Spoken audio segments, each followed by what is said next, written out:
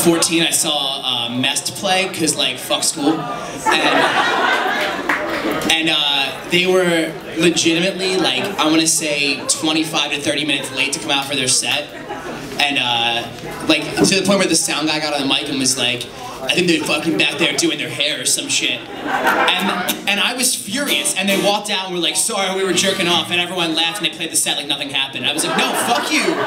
You made me wait here for 30 minutes and I have to leave earlier and I'm not gonna get to hear you play drawing board. That's not homework, don't go listen to Mest.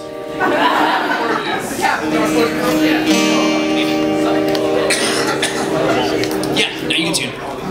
Next tune. I don't have any more mess jokes is the issue now.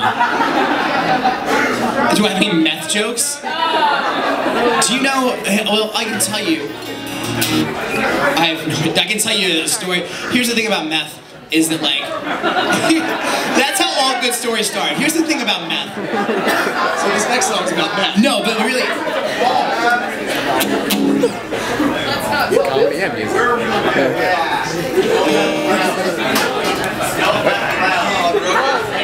I broke the guitar, so I can't.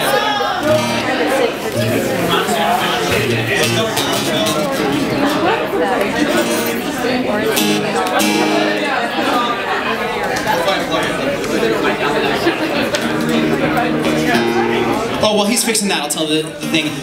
When you live in an area like Seattle or Philadelphia or anywhere that people have like decent common sense, meth is not that large of a problem, but when you're in the middle of the country, meth is the biggest problem in the world. To the point where they have billboards, but the billboards are always really abstract and say things like legitimately it's just a picture of like a dirty bathroom and it just goes, I never thought I'd lose my virginity in a bathroom. And then I found meth. That's how it is. Are you guys ready? I'm just he had fucked up the guitar.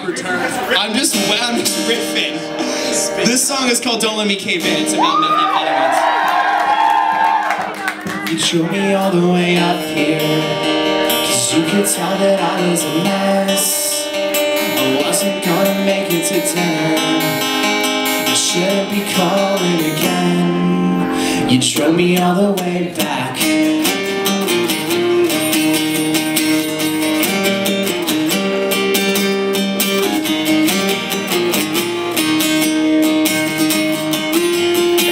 Circled the airport 100 times. I tried to hide the fact that I was crying. Came in on the right eye. That's why I look like this. There comes a day when you rectify who you are with who you want to be with. And I can't make the two things coexist. So don't let me cave in.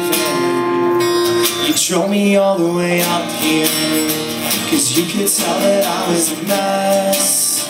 I wasn't gonna make it to dinner.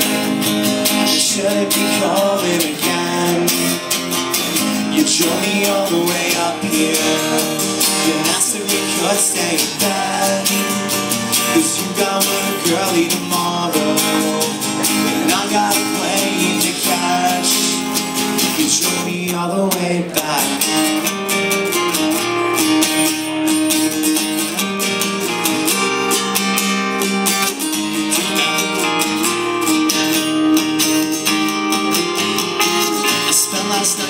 Mexican outside of Logan Square, basement show with Evan, Chicago desperate. But maybe that was me, and it probably was. I couldn't help thinking, watching the Sears Tower collapse as a kid. I feel like I might do the same thing. So don't let it happen to me. No, don't let it happen to me. You drove me all the way out here, 'cause you could tell that I was a mess. I wasn't gonna make it to dinner. I shouldn't be calling again. You drove me all the way up here, then I said we could stay in bed, 'cause you got work early tomorrow, and I got a plane to catch. You drove me all the Mac rash, try to make our life feel the worst. The last about breaking promises, can't seem to find out where my going is. So glad, don't let me cave in. Great volume. Show me all the way out here, 'cause you could tell that I was a mess. I wasn't gonna make it to dinner, I shouldn't be calling again. You drove me all the way up here, then asked if we could stay in bed, 'cause you got work early tomorrow, and I got a plane to catch. You drove me all the way back.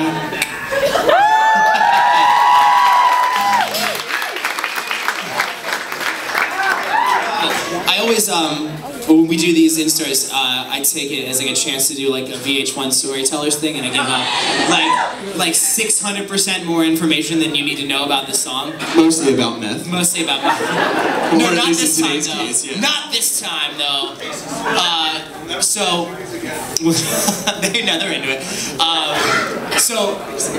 There's this song that we're gonna play next called "Woke Up Older." It's kind of about, you know how you have like the worst day of your life like 3 times a year, you know what I mean? And then like 6 months later you were like, oh, remember the worst day of my life? It's not that bad anymore. But like at the time it literally could not have crushed you more.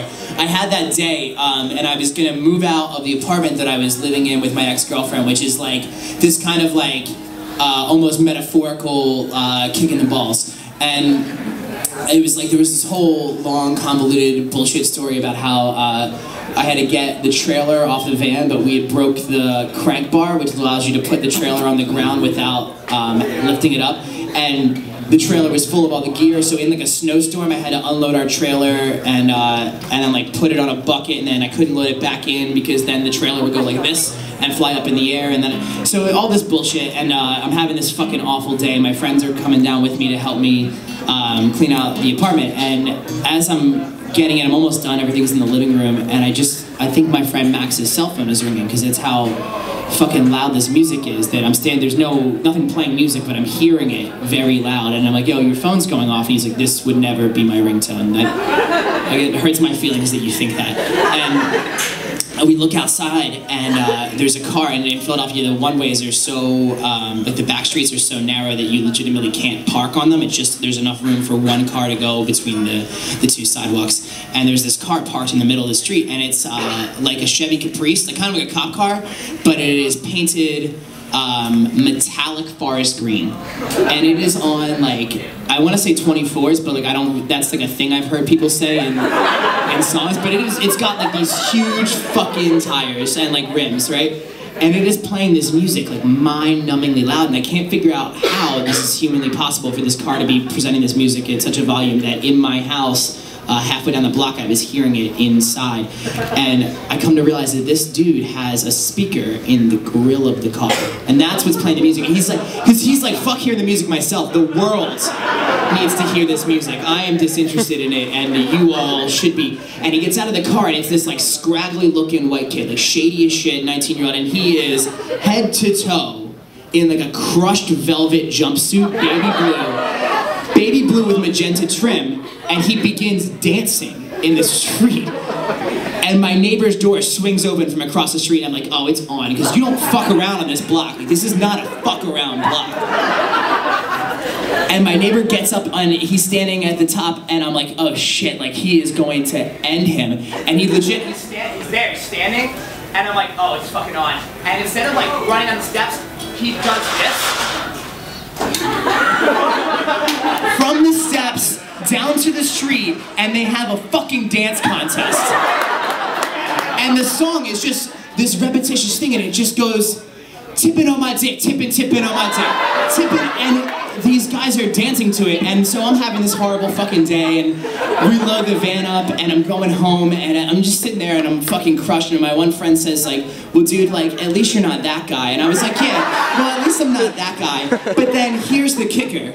My other friend goes, Nay, that guy's got it made, because people like you and people like me, when you go to sleep at night, you know that fucking crushing anxiety when you're thinking about everything that could have gone wrong and did go wrong, and it's driving you insane. Do you know what the tipping on my dick guy in the velour jumpsuit's thinking? Do you know what he's thinking when he's going to bed? How many blowjobs did I get today? 6. 6 blowjobs. This song's called Woke Up Older.